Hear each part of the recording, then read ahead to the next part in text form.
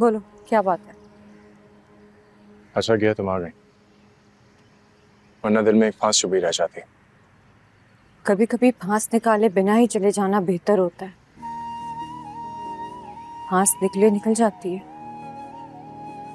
लेकिन दिल और ऊपर हमेशा के लिए बदगुमा दाग छोड़ जाती है। सावन के साथ क्यों नहीं? तुम्हें सावल से क्या प्रॉब्लम है? वो सिर्फ यहां तक नहीं आया, वो मेरे साथ हर जगह गया है जहां जहां मुझे उसके साथ की जरूरत थी, एक अच्छे दोस्त की तरह। मेरी खातिर गोली तक खाई है उसने। लगता है बहुत अच्छी दोस्ती हो गई है तुम्हारी, बहुत एतबार करने लगी हो। एक बात याद रखना,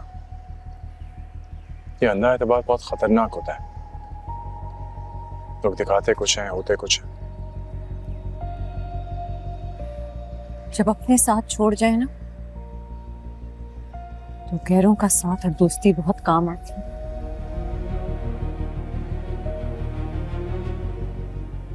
तुम उसकी छोड़ो, अपनी बात करो। क्यों बुलाया है मुझे? बात करो।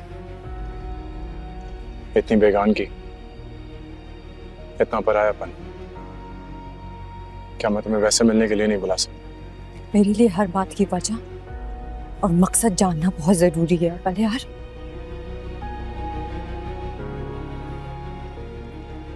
पापा की रिहाई के लिए बहुत परेशान हूँ, बहुत मसरूफ हूँ, बहुत काम है।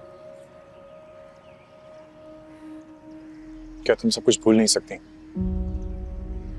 क्या हम दोबारा सब कुछ ठीक नहीं कर सकते? मैं रुक सकता हूँ, सब कुछ ठीक कर सकता हूँ तुम्हारे लिए।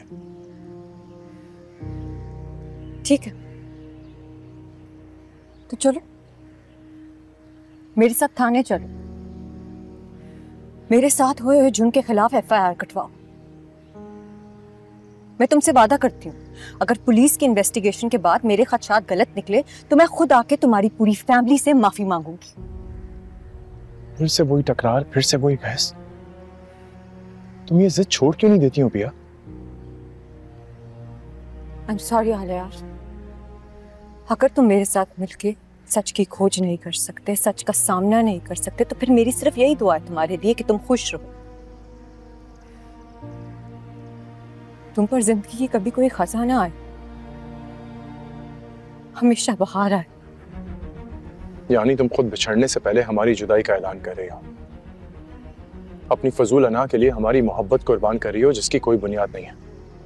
जहां तुम खड़े हो ना, वहां से तुम्हें मेरी हर अना फजूल लगेगी,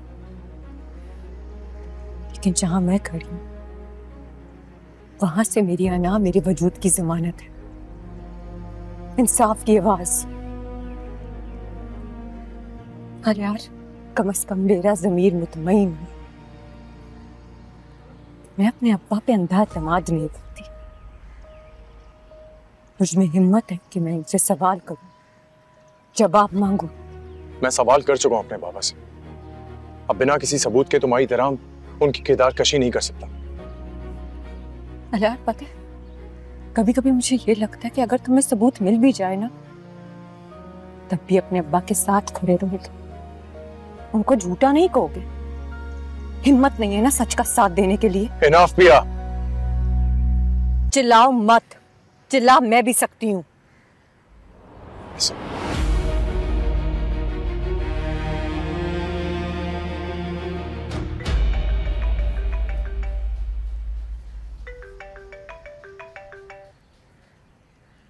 जी वहीद भाई,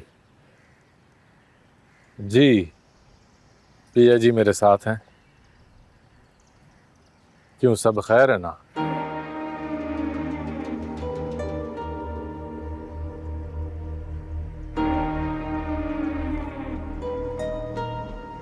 काश कि मेरी बात तुम्हें समझ आती। बहरहाल मैंने तुम्हें यहाँ सिर्फ इसलिए बुलाया था कि तुम्हें बता सकूं कि आज भी मैं तुम्हारी मदद के माफ कीजिएगा पिया जी, वहीद भाई की कॉल आई है। कह रहे थे किसी वकालतनामे पे आपके दस्तखत चाहिए, जरूरी आज ही जमा कराना है। ठीक है चलो, हमारी बात खत्म हो गई है।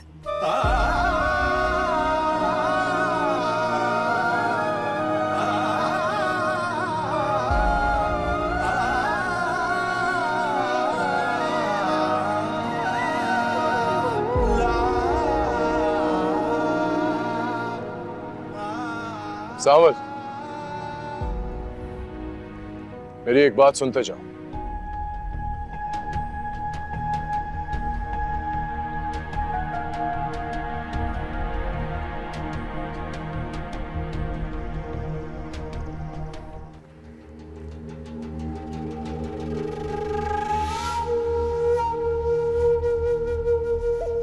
कहो मेरा साए, क्या कहना है? तुम हर किसी मत समझना कि पिया तन्हा पड़ गई है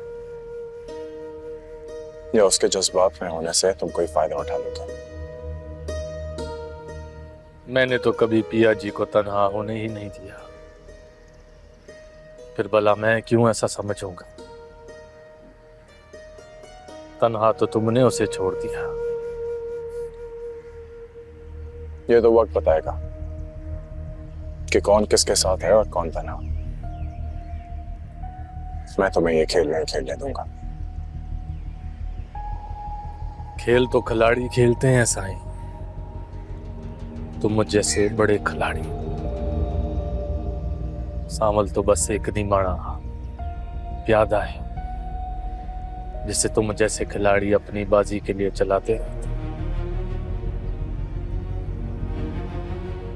तुम इतने मासूम हो नहीं जितने बनते हो। मुझे ये कहने दो कि तुम मेरी एक्सपेक्टेशन से ज्यादा होशियार और चालाक हो। तारीफ का शुक्रिया साईं, बस आप लोगों से सीखा है छोटे सेठ, ना हम किस काबिल हैं। तो एक बात याद रखना कि जब कोई तुम जैसा नमक हराम मुकाबले पर उतारा है तो हम उसे उसकी औकात याद दिलाना अच्छे से जानते हैं। औकात ही तो नहीं भूलती मुझे साईं, वरना ना जाने आज तक कितनों को उनकी औकात याद दिला चुका होगा।